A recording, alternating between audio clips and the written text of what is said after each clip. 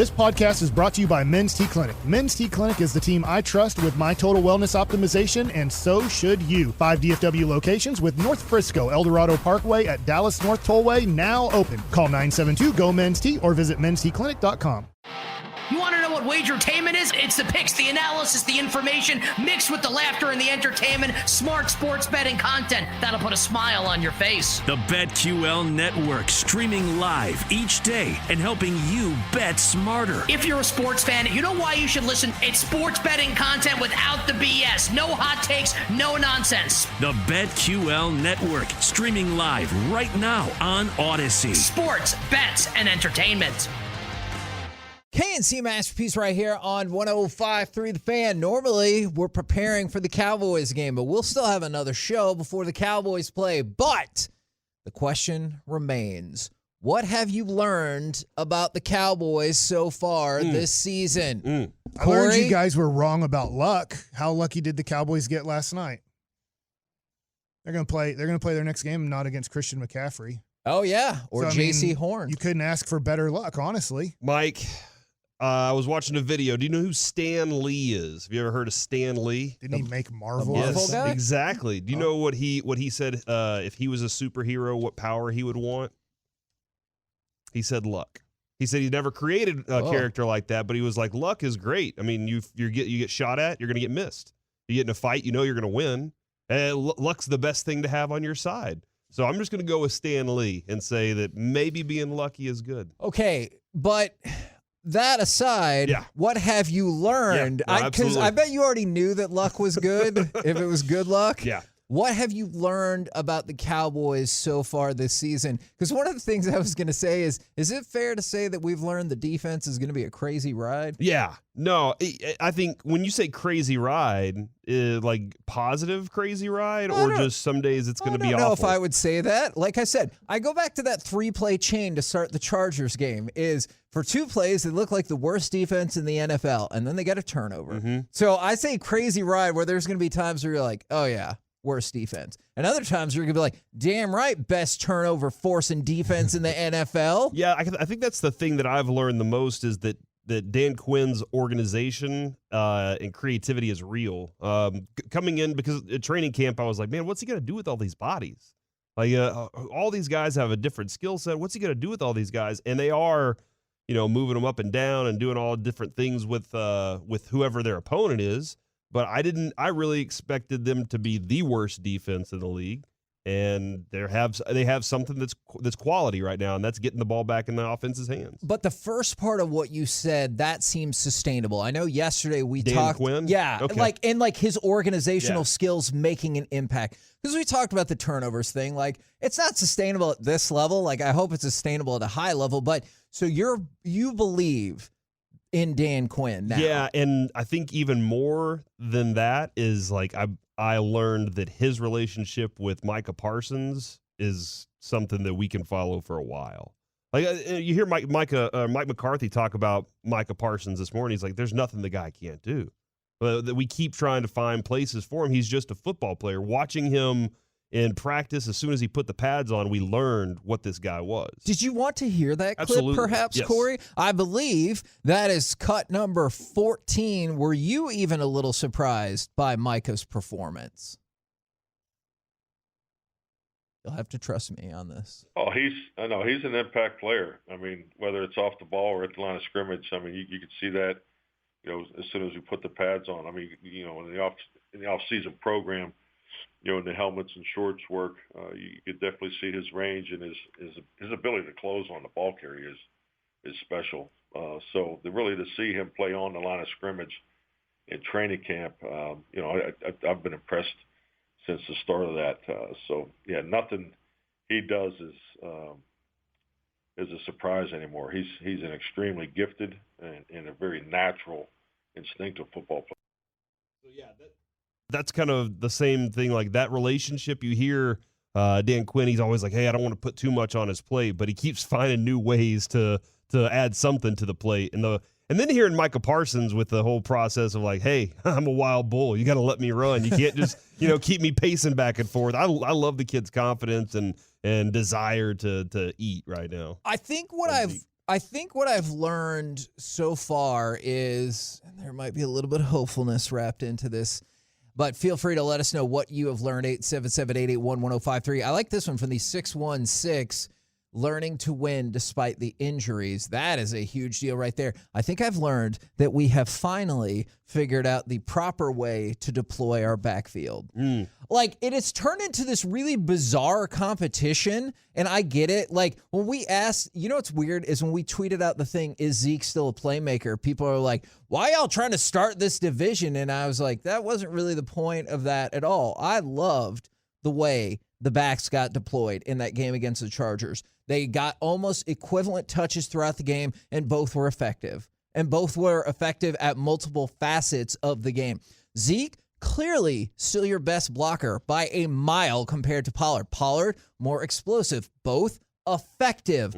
I believe that the Cowboys have learned the proper way to deploy the two backs. Okay, that's a good belief right there. Mike, do you disagree? No, I think that's a great one because mine was more general. I don't know if I've learned this completely. This is tough after 2 games, right? Because what did we learn with the Rangers after 36 games? I thought they were going to go 500, baby. And so just after 2 games, it's tough to say, oh, I know that this is going to be this or that. But I think what I've seen after 2 games is the Cowboys can be the best offense in the NFL. I think that's a very high bar to put. But I think watching Dak this year, I just think they can be. That's a very high expectation with watching Kansas City play football and stuff. But would you be surprised then if they weren't, let's say, a top 5 offense? Yes. Okay, I think I would too. Because it looks like their defense is still going to give up quite a few points, quite a few yards. So it's not like they can, I think, have a lot of easy fourth quarters. Okay. Right? And so when you don't have a lot of easy fourth quarters, like Buffalo last week, Buffalo was able to shut down the game with 20 minutes left. They're like, game over. Don't need to show anything else. We got to play this team again. Shut it down. Let's just get out of here with our 35-0 victory. Make sure we don't screw anything up here. So I think that there's going to be not a whole bunch of games where the Cowboys can say, we're up by 17 points here with 20 minutes to go. We're probably in great shape here because I think the defense can give up big plays in a hurry to worry you. Yes. I mean, and that's what that goes into it's going to be a ride with this defense. From the 2-4, Corey, I hope you agree with this.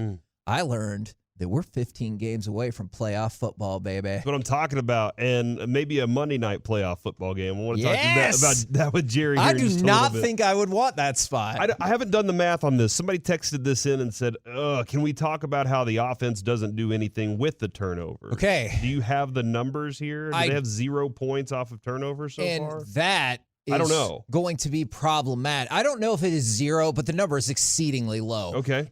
And that's going to be problematic because when you lead the league in turnovers force, you should obviously lead the league in points off of turnovers, but that is actually not the case.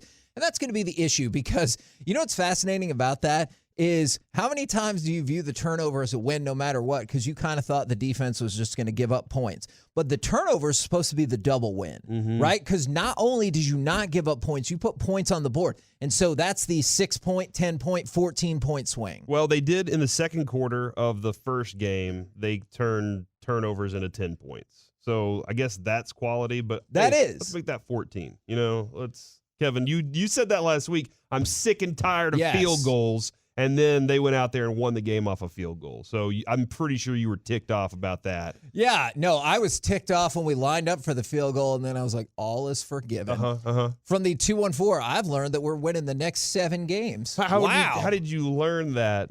Because they saw them go head-to-head with the best team and then win another game against a solid team on the road. I like this. All of a sudden, the Panthers game got a lot easier after last night. And they will still go into that 3-0, but with it looks like no J.C. Horn, it looks like no Christian McCaffrey. Yeah. Like, there's no question you feel better about that. And from the 8-3-0, y'all think the Cowboys will make the playoffs? Yes. Like, we literally made a wager on that before the season. Yep. So I'm going to lose that bet. They're going to make the playoffs. Yeah, because there's nothing. If you thought that, like, I get unless of obviously Dak. Yes. As long as Dak stays healthy, they make the playoffs. We're the KNC Masterpiece right here on 105 through the Fan. Got Jerry Jones coming up at 10:30. But next, KP apparently asked for a trade and then changed his mind. How are we feeling about all this? We'll discuss next right here on the Fan. KNC Masterpiece right here on 105 through the Fan. We'll talk with Jerry Jones at about 10:30. But right now, got a story up on 1053thefan.com. Is Tim McMahon on the Hoops Collective podcast said that Porzingis was on the verge of requesting a trade away from Dallas, and that he changed his mind. Let's go to it.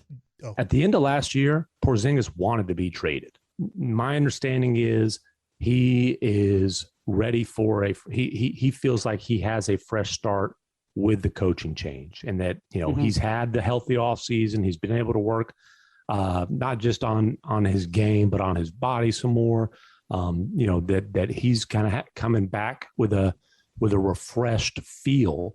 But no, at the end of last year, he wasn't going to come out and ask for a trade. Like he's smart enough to understand the optics of that, and that he's already done that once. Exactly. But by the end of last year, when he stood in the corner and checked the win for an entire playoff series, he was hoping that he would be traded.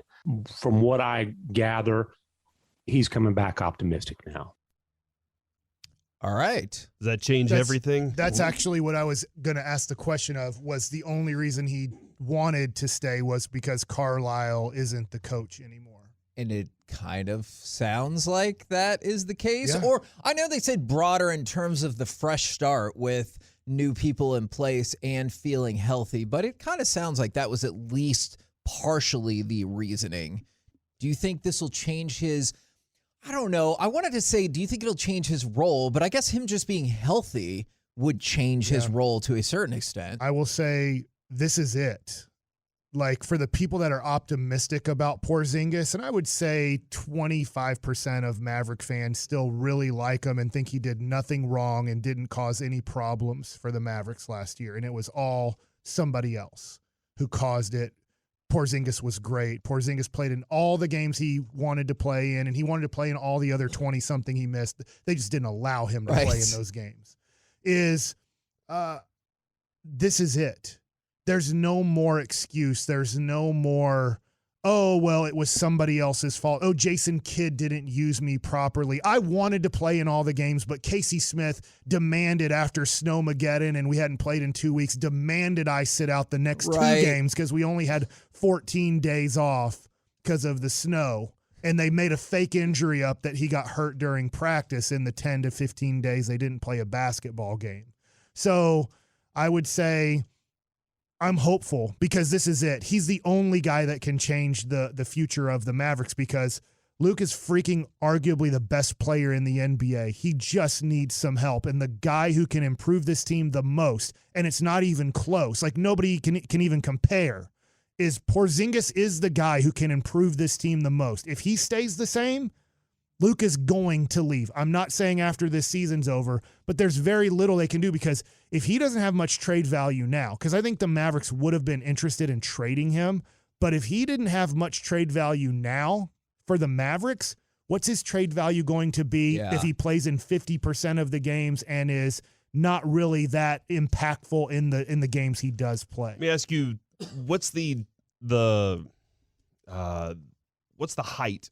I know he's 7 foot, but what's like the best that they can be together? Like what are you when you not just points, but like dual all-stars where he's just as much of an impact on the team as Luka? Oh God, no! Yeah, like, he can't get that high. I don't think that either. It's like saying, can Pippen get as good as Michael Jordan? I think. Pippen played all the games. I think the optimum. I'm not saying the players are the same, but I think the optimum system would be you're thinking Giannis and Chris Middleton, right? Like you've got the one guy who's the guy.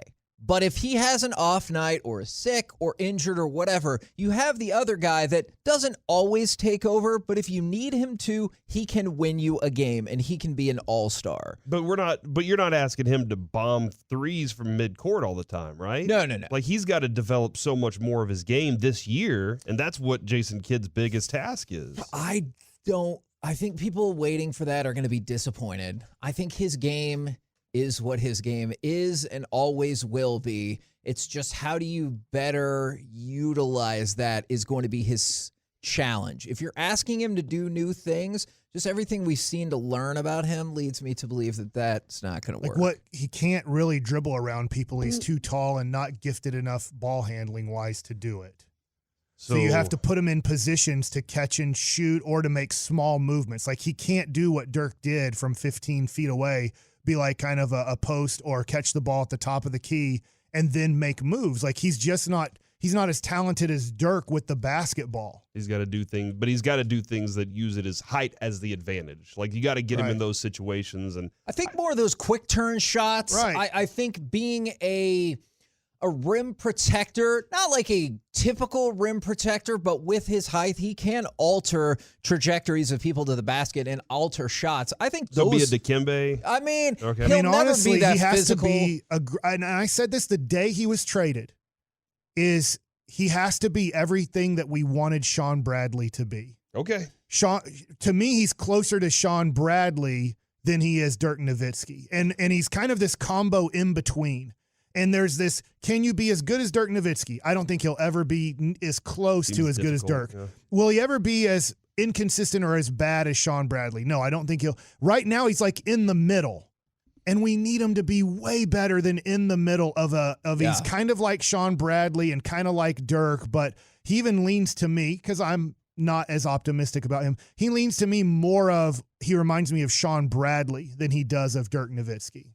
By the way, super random, as long as we're talking about big, tall people that didn't ever really achieve what you were hoping for. Oh, is this the wrestling news? Yeah. Did you see that Satnam Singh signed with AEW Wrestling? Mm-hmm.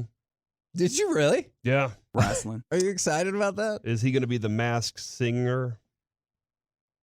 Is he the first ever, because he was the first ever guy drafted, that's the only reason we drafted him? We wasted a pick to make somewhat history. Is he going to be the first? I forget where he's from. He's going to be the next Big Show. He's going to be... He is from India. Okay, so has there been... Yeah, no, there's definitely been the great Khali who did acting and stuff like that. So I don't actually know how they're going to use him, but I am oddly intrigued. He's a big giant dude. Yeah, wrestling's a circus. All right. If you have a circus, you need things that people are like, what is that? You need a bearded lady, right? That actually is a pretty accurate description. That's what you need in wrestling. There were so many horrible picks that I can't remember his name, but he was from Nevada, and I went to the first preseason game, and I'm like, he can't even run. Mm-hmm.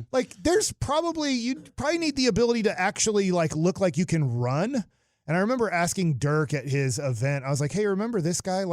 He couldn't even run, and he just started laughing. He's like, I know. We're the KNC Masterpiece right here on 105.3 The Fan. Coming up next, we will talk with Dallas Cowboys owner and general manager Jerry Jones right here on 105.3 The Fan.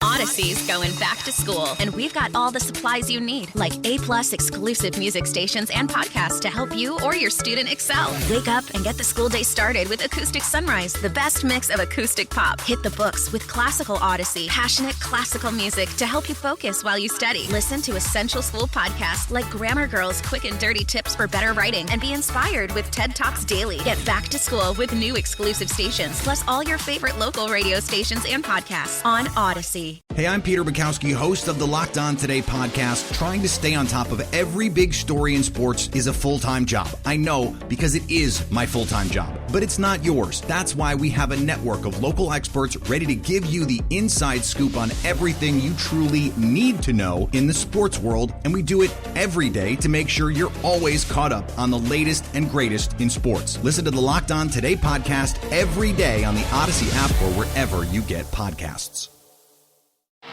You want to know what wagertainment is? It's the picks, the analysis, the information, mixed with the laughter and the entertainment, smart sports betting content that'll put a smile on your face. The BetQL Network, streaming live each day and helping you bet smarter. If you're a sports fan, you know why you should listen. It's sports betting content without the BS. No hot takes, no nonsense. The BetQL Network, streaming live right now on Odyssey. Sports, bets, and entertainment.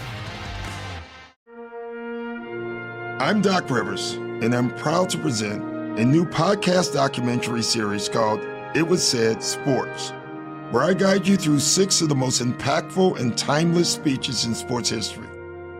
Listen and follow It Was Said Sports, a documentary podcast presentation of Shining City Audio, a C13 Originals and John Meacham Studio. Available now on Odyssey and wherever you listen to your podcasts.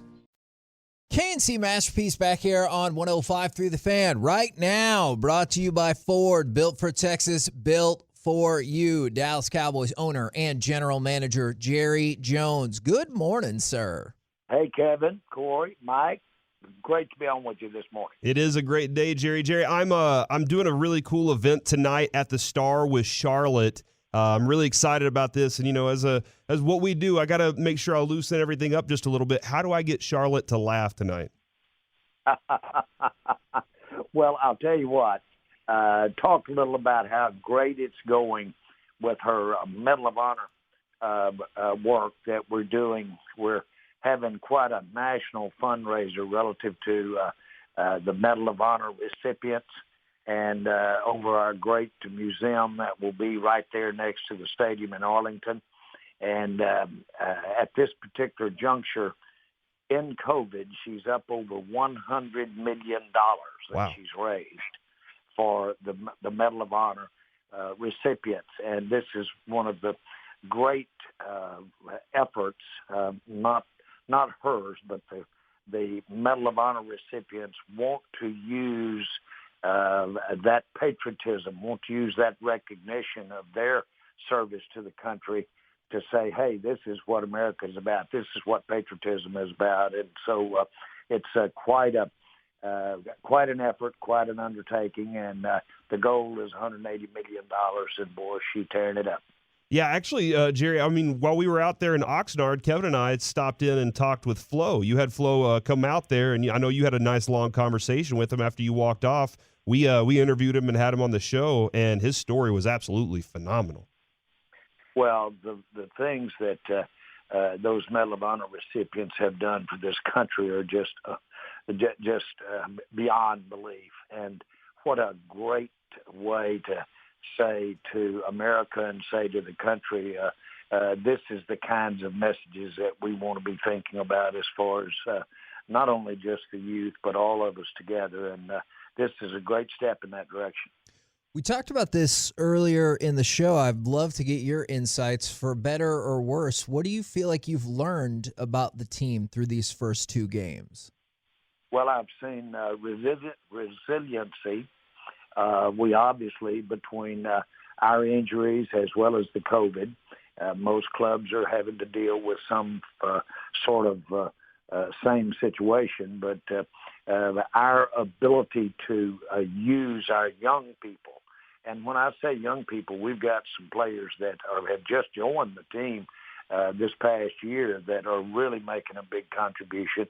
They aren't rookies, but boy, they had some great training camps, and it's consistently showing up in these first two ball games. But the numbers of players that we're using, of course, the poster boy for all of this is Micah in terms of his position flex. But just that, to me, says it all about how our coaches are utilizing the flex within our offense, within our defense, within the personnel, and really making positive things happen on the field. And that's going to do nothing but get better. When you hired Dan Quinn, was the idea, hey, we might not have all the right players, but we're going to find as many players that you can utilize as possible? Because I heard you talk about his creativity earlier this week with Sean and RJ, and it does seem like, Dan had lots of input on the types of players he wanted to get. Well, and I've always believed in that. I've involved the coaches when we're drafting or in free agency. I've always involved the coaching perspective. And you say, well, a lot of people would think, well, duh.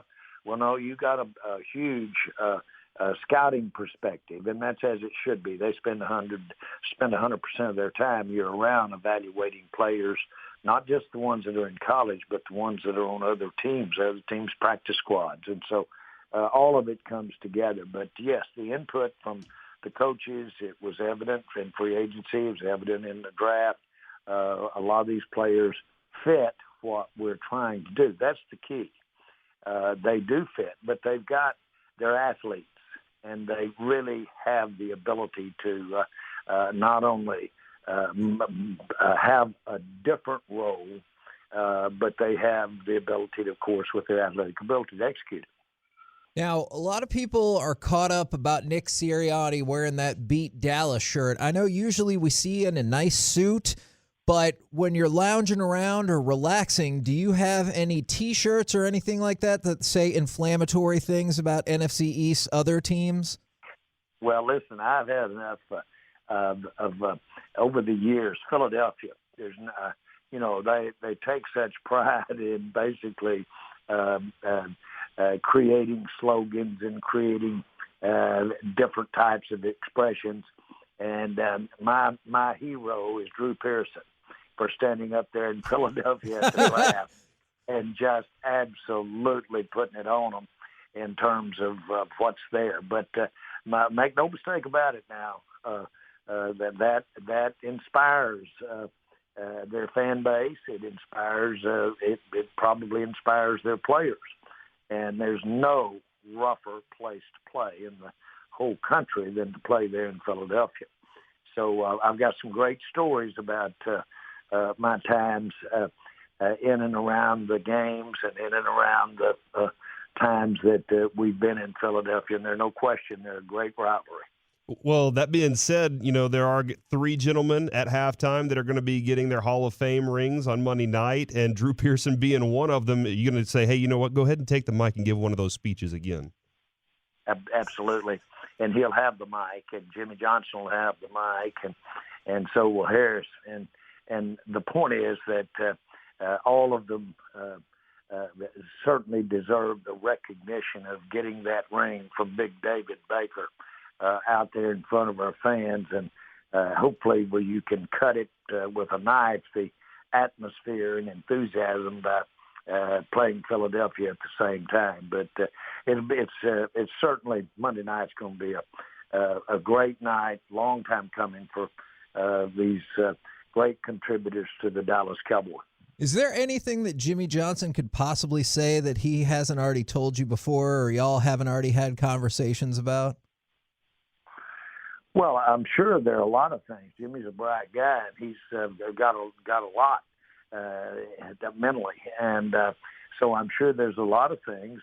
It's no secret, of course. We were together very young when we were very early years of our college and through college, and then we had known each other a lot of years before the Cowboys. And so, but I'll tell you what.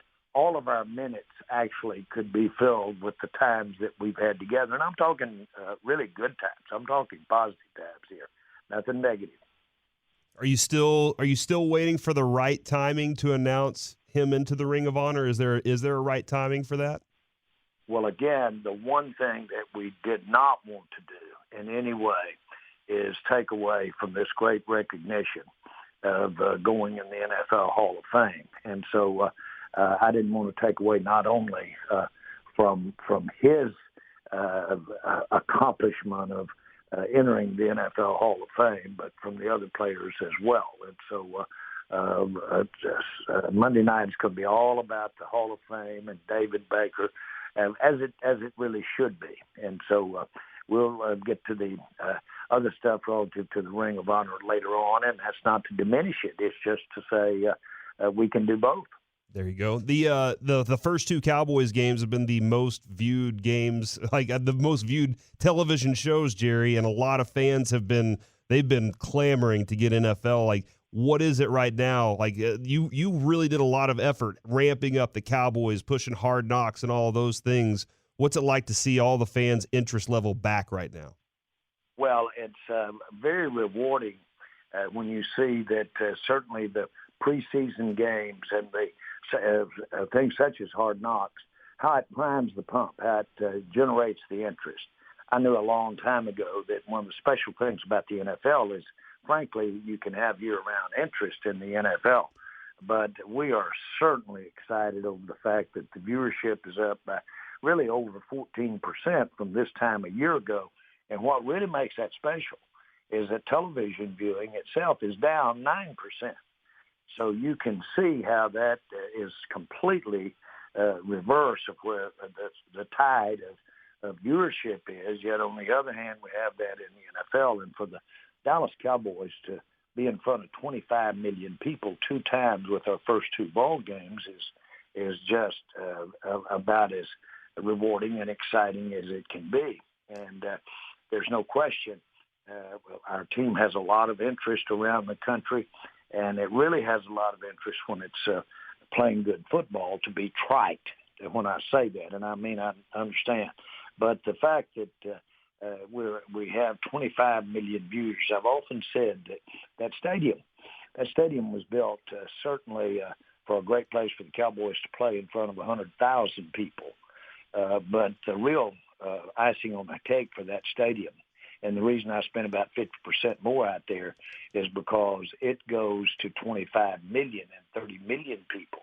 And so when Al Michaels and those guys are talking it up, they're looking for real meat on the bone, and our stadium does that. So all of this is a great way to start this season, and I think does show that the more exciting time, for instance, in our area alone, in the Dallas area, we have 21% more people that viewed our first 2 games than did a year ago. And so all of that really is inspirational, and we've got to play good football. Now, if you play good football, well, hopefully you can skip the wild card weekend altogether. But what do you think about the super wild card weekend and expanding a game out to Monday? Do you think people might complain about that being a competitive disadvantage if you were to win that game? No, I don't. I think that will be a part of getting in the playoffs. It's there. You measure it up as the weeks ahead go toward it, and that's just one of the honors of getting in the playoffs. But I love it from the standpoint of how it helps, in my mind, create additional interest, additional viewership to have that primetime game on Monday night. So that's great. I'm aware of it and was aware of it when we were thinking about doing it. We have our 17 games this year, and that really allows us to have some real flexibility in our scheduling. Okay. All right. And so Monday night was picked specifically because you wanted the prime time viewing then, right? Correct. Okay. But when you say specifically, it just follows. That audience is there, and that audience is receptive to watching that game, and that just expands the viewership of the NFL. Now, we saw earlier this week, not surprising, I know DeMarcus Ware will be eligible for the Hall of Fame. I was hoping we could kind of pick your brain there and get your thoughts on DeMarcus Ware as a Hall of Famer, and then somebody we've championed for a long time, Darren Woodson, as a potential Hall of Famer. Well, I think both are Hall of Famers without hesitation. Darren's career, in essence, in my mind, really speaks for itself. And certainly when I look at the makeup of the Hall of Fame recipients, Darren Woodson is right there among them. Relative to DeMarcus Ware, I'm reminded of the fun I had with Bill Parcells when we drafted DeMarcus, and he wanted initially to go with the first pick and go with Spears, and he was pretty adamant about it, and so we kind of had a lot of confrontation as we were coming up to the pick. Well, it came time to turn it in, and I turned in DeMarcus Ware, and Bill was writing on a legal pad, and he slipped over in front of me and said, if said player doesn't have average 10 sacks a year in his first 3 years with the Cowboys, then Mr. Jones owes me and my significant other a trip on his G5 5 times a year. And that had signature lines on it. Well, I wrote back and said, well, Mr. Jones so agrees, except if player does have over 10 sacks a year, the plane will go 5 trips a year with Parcells' significant other, but without Bill, just Mr. Jones. And he turned out to be a good pick there, yeah. Gary. Turned out to be out to be a good pick and had a lot of fun doing it. Really did. We kept that one.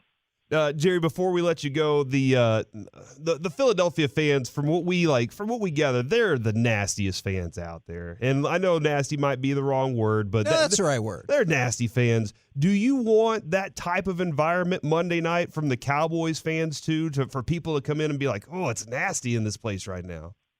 Hey, I want the Cowboy fans because we get it. We get to them being Cowboy fans, and I like it when we go to Philadelphia too. But I do want to give them a big helping of what the Cowboy fans can be like, especially if we give our fans something to get on top and really stay excited about. But listen, I really I've had so many experiences there in Philadelphia, and frankly, some of them have been distasteful to some degree, but never to the degree that it didn't make me want to kick the you-know-what. And so that just adds fuel to the fire. I hope you won't want to kick my you-know-what for asking this question. I don't know if you can speak on this or not, but what are your thoughts about the continuing lawsuit with the Rams moving? I know that, like, you're involved to a certain degree. Can you tell us anything about that? Well, of course, I can appreciate their the St. Louis's concern or St. Louis's interest in losing an NFL team. And I see that. I know how special they are. And so it's a product of that. I know firsthand. I'm very familiar with Missouri, and I'm very familiar with how the Rams operated in Missouri and Stan Kroenke's commitment and the type of sensitivity that he had in his love for Missouri. I know all of that firsthand, and it was outstanding. And so every opportunity was given for the Rams to remain in St. Louis, in my view. So having said that, I think that hopefully this thing will seek its right level. Thank you very much, Jerry. We appreciate it. And obviously, we're looking forward to Monday night against the Eagles. We'll catch up with you next week. Okay, guys. Good to be on with you. Thank you. There you go. Jerry Jones, brought to you on the Romeo's Pizza Hotline. Get game-winning pizza delivery and takeout at romeospizza.com. You want to get a blowout win? I know, that's Hell yeah. Everybody wants a blowout win, right? But these field goal games are really starting to drive me nuts. I don't know if I can handle. They're great for viewership, I'm sure. But, yeah, I would absolutely want to relax on one of these games. By the way, wanted to throw it out since we brought up the what is being called the super wild card weekend.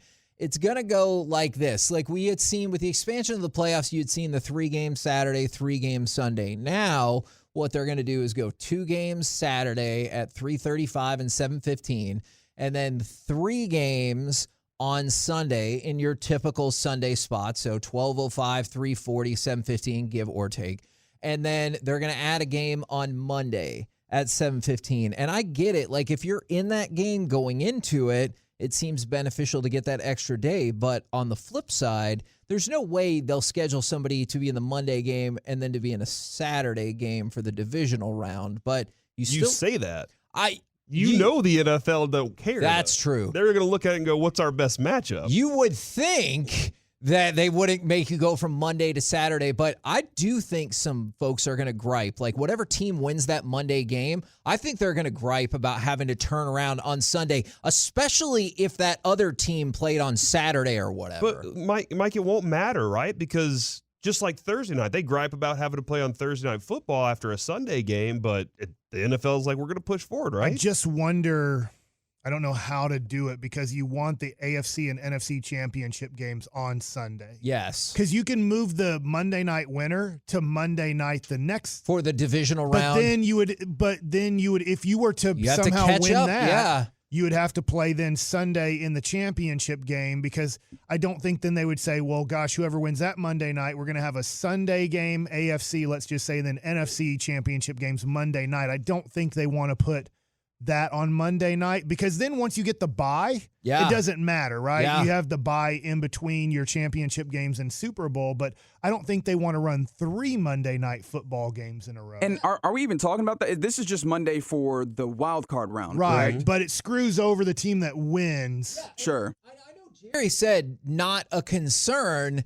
I get it from the standpoint of, well, sure, that's an extra TV spot. That could be extra money. I wonder, how will you balance that? Hey, we just won. We're still in the playoffs versus, hold up, we get one less day? Yeah, you're not worried about it, man. I think you're just you like, won. now it's time to go win game 2. We're on our march now. Kevin, but that doesn't take away anything on the march to, is it 20? Is that what you're looking for? You're looking for 20 straight wins. Sure. If you got in the wild card, then you didn't get 20 straight. You wouldn't have gotten 17 straight. That's true. Now I can live with 19 straight. Unless somebody else had 17 straight, and now you got thrown. Like, in your division, that's weird. I'm going to tell you something here and right now. If you won 17 games in a row, how the hell did you get slotted in that game? But also, I wouldn't give an F when I was playing. I was like, we're going to beat you just like we beat every other team. I like this text, Kevin, from the 737. What would y'all's reaction be if Jerry ended it with, okay, guys, love you?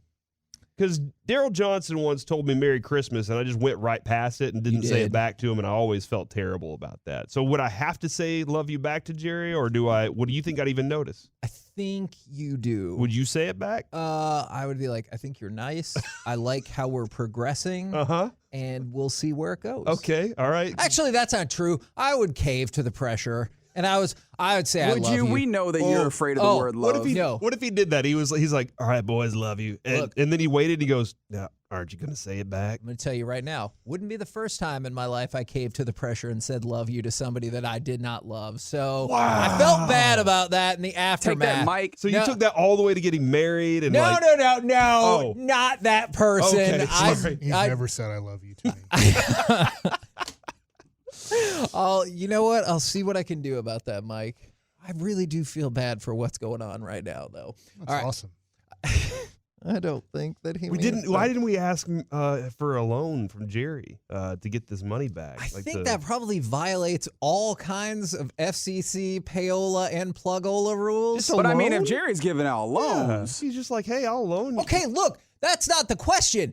We ask about the loan. If Jerry just said, do you guys want a loan? That's a different deal. But you can't actively ask for that loan. That's not okay. I can't. No, you cannot. But you can. No, none of us can on air. Can Mike? No, not on air. Not Reggie, not Carter, not Spittle, not Tim. Reggie talks to him first, though. So Reggie if that's off air, that's fine. That's fine. So Reggie, next time. I would not advise that from a professional standpoint, though. Don't worry about what Wait, I'm a professional? We're the KNC Masterpiece right here on 105.3 The Fan. Always professional. Coming up next, live from the Star, we will talk with Mickey Spagnola right here on 105.3 The Fan. I'm Erin Ryan, political commentator, comedy writer, and host of Crooked Media's Hysteria. And I'm co-host Alyssa Mastromonaco, former White House Deputy Chief of Staff for President Obama. Each week on Hysteria, we are joined by a team of hilariously opinionated ladies to discuss the headlines from the serious to the absurd. We cover everything from reproductive rights to rom-coms and break down the political news of the week and cultural stories that affect women's lives. New episodes of Hysteria drop every Thursday. Listen on Odyssey, Apple Podcasts, or wherever you get your podcasts. You want to know what wagertainment is? It's the picks, the analysis, the information, mixed with the laughter and the entertainment, smart sports betting content that'll put a smile on your face. The BetQL Network, streaming live each day and helping you bet smarter. If you're a sports fan, you know why you should listen. It's sports betting content without the BS. No hot takes, no nonsense. The BetQL Network, streaming live right now on Odyssey. Sports, bets, and entertainment. Hey, I'm Peter Bukowski, host of the Locked On Today podcast. Trying to stay on top of every big story in sports is a full-time job. I know, because it is my full-time job. But it's not yours. That's why we have a network of local experts ready to give you the inside scoop on everything you truly need to know in the sports world. And we do it every day to make sure you're always caught up on the latest and greatest in sports. Listen to the Locked On Today podcast every day on the Odyssey app or wherever you get podcasts.